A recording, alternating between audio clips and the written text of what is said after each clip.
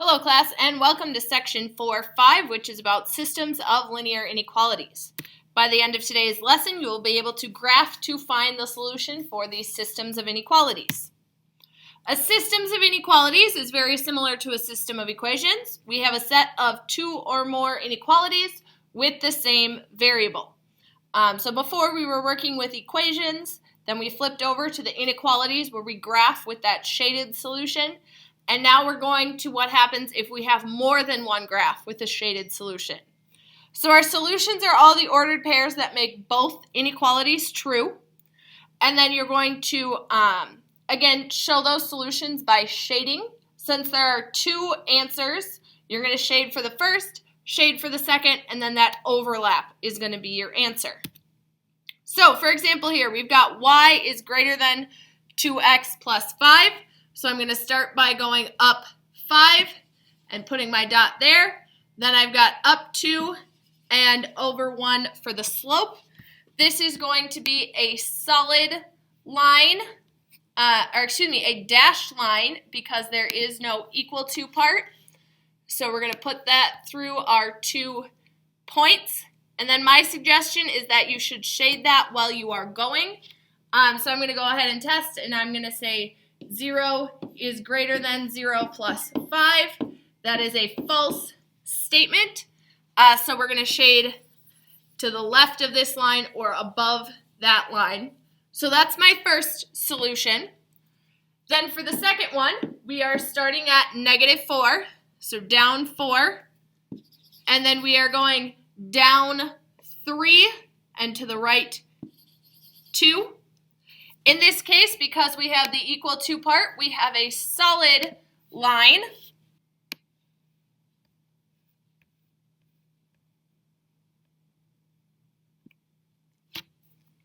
And then we again need to test our points. So 0 is less than or equal to 0 minus 4.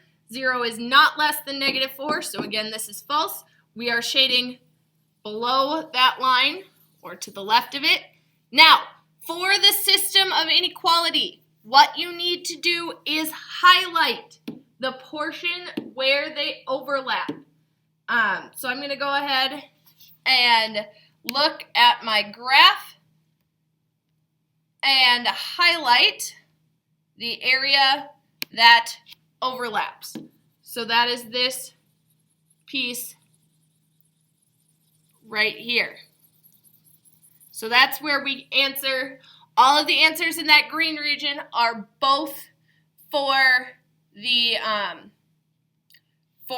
first inequality and for the second inequality. So all of that right over here, staying within our boundary lines, is going to be the correct answer. So all of this over on this side. Go ahead and try this one on your own.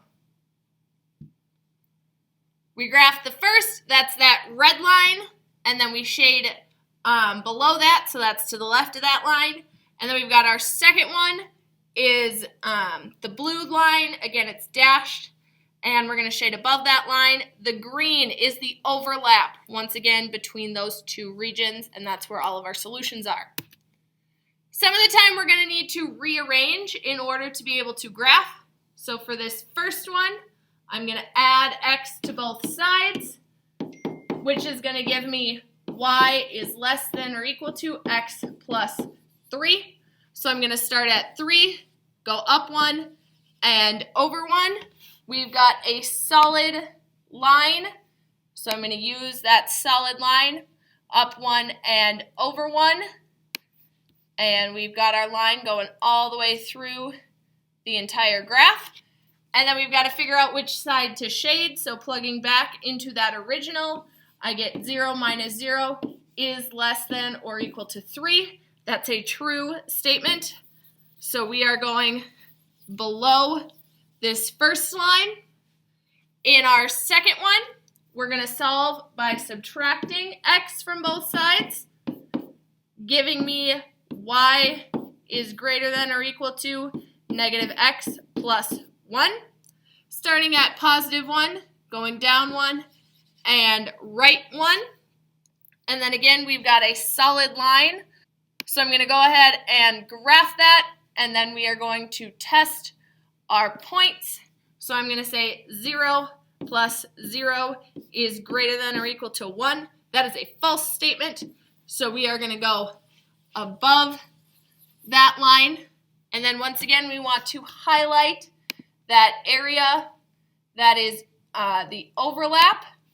So we've got all of this area staying inside those boundary lines. So all of that area over here and down and around, and making sure we fill in that entire space, staying within that region where they overlap. Go ahead and try this one on your own. Solving both of your equations, the top one turns to the red, the bottom one turns to the blue. You can see the red and blue on the graph, and then that overlapping highlighted region. Again, for this one, we've got to start. The first one is solved for us, so I can start at 7, go up 1, and over 6, and that's going to be a dashed line this time because we don't have our equal to part. So when I put that on the graph, it's going to look something like this. And when I test my point for the top part, I've got 0 is greater than 0 plus 7. That's a false statement. So I'm going above that line. Solving the next one, I've got to add x to both sides, giving me 6y is less than x plus 12. Then I'm going to divide 6 on both sides, and I've got y is less than 1/6 x plus 2. So now that I've got my answer, I'm going to go ahead and graph my points, and then I'm going to put in that dashed line once again to connect my dots because it is just a less than. And then I'm going to go ahead and test, and I've got 0 plus 0 is less than 12. That's a true statement, so we're going on the side with 0, which in this case is below my line. Now you notice there is no overlap here, so this problem results in an answer that is no solution. There's no ordered pair that is going to satisfy both the first equation and the second equation. So if you get those parallel lines, some of the time they'll end up overlapping. So if this second one had been greater than and we were shading above, then we would have had the overlap above the first line. But if you get these parallel lines and there's no space where they overlap, the answer is going to be no solution. The next thing we're going to do is talk about how we can write systems of inequalities. So the first thing you're going to want to do is write your y equals mx plus b equation. So looking at the red line, I start at, if I was going to write it as an equal, y equals, my slope is up 2 and over 1, so 2x, and then my starting value is at 3. However, this is an inequality, so we need to decide, do we want those values to be above or below the line? Looking at the yellow, these are shaded below the line, so it's going to be y is less than. If you wanted to go back and test a point, 0 is in that region, so you could say 0 is less than 0 plus 3. That's a true statement. It's in my yellow region, so we've got the first equation. Then for the second one, we've got, again, 2 points on the graph. So in this case, I've got y, it would be equal to down 1 and right 1, so negative 1x, or just negative x. And then our starting point is at 4. Once again, I don't actually want it to be an equal sign. So we're looking at these values in the blue, and those are above the line, and it is a solid line. So I'm going to say greater than or equal to. If I plug in 0, 0, 0 is greater than 0 plus 4. That gives me a false statement, which is good because the blue shading is not part of that. So these are my two inequalities that result in this graph. Go ahead and try this one on your own. That first one should not have the equal to part, so that first one is the dashed line, and the second one is the solid line. So make sure you're paying attention to the dashed and the solid lines as you are writing these equations. If you wrote plus 0, since 0 is your starting point, that is also an acceptable answer for the first system. Then we're going to talk about what happens if we have 3. It's the same thing that happens with 2. You're just looking for the overlap of all 3 problems. So the first one, I start at -6, and then I'm going to go down 2 and write 3. This is going to be a solid line. So I'm going to go ahead and graph all the way through my points. And then I've got a test, and I'm going to see that 0 is less than or equal to 0 minus 6. 0 is not less than -6, so we are going below this first line. My second line is y is less than 5, so it's just a y. So we come up and we've got our 5. It's going to be a dashed line, and remember our y's are our horizontal lines. So that's all the places where y is equal to 5. Now with the shading, I've got 0 is less than 5. That's a true statement. So I'm shading below that dashed blue line. So far, my overlap is down here underneath the first line. Then I've got to do my last one. So x and -4. So I go over -4. This is a solid line because we've got less than or equal to. 0 is less than or equal to -4 is a false statement. So we're going to the left. We are going to the left of that line.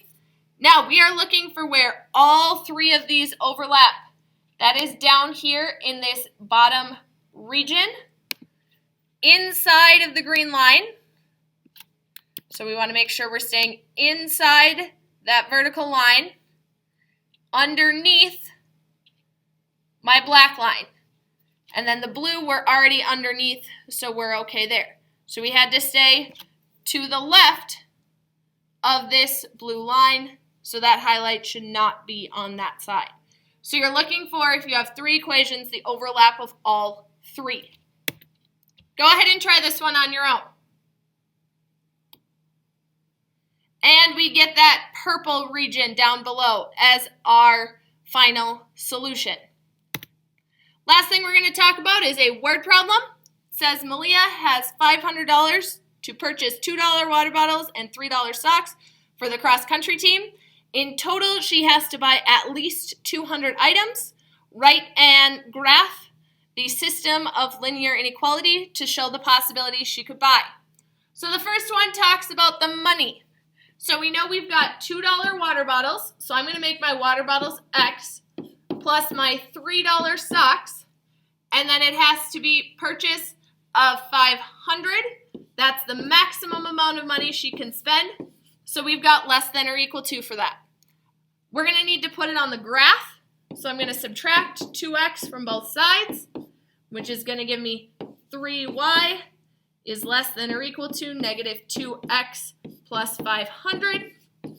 And then we're going to divide everything by 3. So that gives me y is less than or equal to -2 over 3x plus, when I do that division, I'm going to get 1.66.6 repeating. So I'm going to round that to 0.7. If you get a decimal, you can go ahead and round it. So that's the first one I'm going to have to graph. My second one says she needs to buy at least 200 items. So I've got socks plus water bottle. She's got to do more than 200 items. So when I rearrange this one, I'm going to subtract x from both sides of my equation, and I get y is greater than or equal to -x plus 200.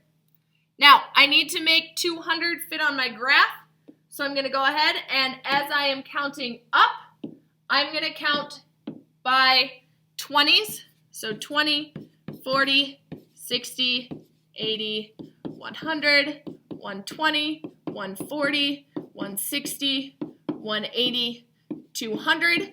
So that allows me to get my y-intercepts of 200 and 166.7 on the graph. And then I'm going to count going over. I'm going to count by 20s as well.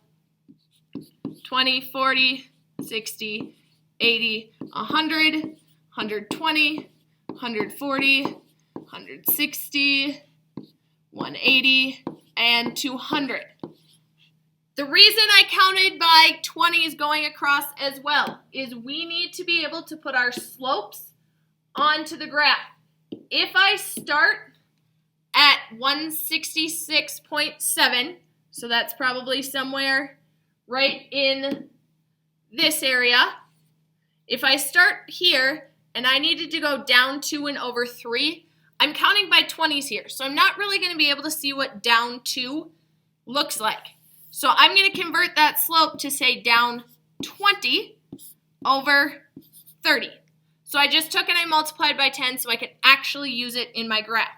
So if I go down by 20, that's down by 1 space, and then over by 30 is 20 and 30. This is going to be a solid line because we've got that equal to part. So I'm going to go ahead and draw through those points. And then I need to decide, is it going to be less or above or below the line? So if I plug in my points, I've got 0 plus 0 is less than or equal to 500. And that is going to go below my line. So I've got all of this region over here for my first equation. For my second one, again, I'm counting by a different value here. So my negative 1 over 1 slope is going to turn into negative 20 over 20. So I'm going to go from 200, I'm going to go down 20 and over 20, which is going to give me those 2 dots. Again, it's going to be a solid line. So I'm going to put that in my graph. And now I need to test some points. So I've got 0 plus 0 is greater than or equal to 200. That's a false statement. So we need to be going above my second line here. So our region of overlap is going to be in between my 2 lines. So right in here is the possible number for the points that we can have. Go ahead, looking at the graph from the previous slide, decide if 75 water bottles and 100 pairs of socks is a solution. It is not a solution, so if we go over to 75 water bottles, which is right about here, and up to 100 socks, that's right about here, it works for our first equation. It satisfies the money option. It does not satisfy the second option. It's outside of that shaded region, so it is not a solution. If you have questions about this or anything else from the lesson, please let me know when you get to class.